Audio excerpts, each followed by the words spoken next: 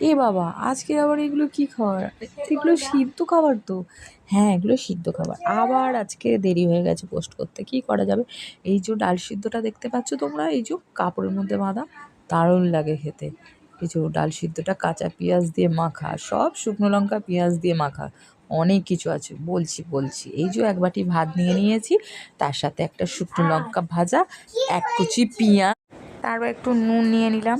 আর এই যে শুকনো লঙ্কা পেঁয়াজ ভাজা দিয়ে আলু সিদ্ধ মাখা নিয়ে নিচ্ছি।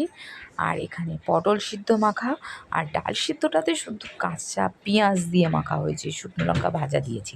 আর এখানে কুমড়ো সিদ্ধ আছে, আর আছে ডিম সিদ্ধ। তো আজকের দুপুরের থালিটা কেমন লাগলো? সবার নিমন্ত্রণ বাড়িতে গেছে, মাম্পি ভাই বাবু সবাই নিমন্ত্রণ বাড়ি, মামা আর আমি আছি আর মামি। তো এই তিনজনে মিলে আজকে সিদ্ধ ভাত খেলাম। তোমাদের কেমন লাগলো? নিশ্চয়ই ভালো লেগেছে। আবারও পরের ভিডিওতে দেখা হবে। টাটা।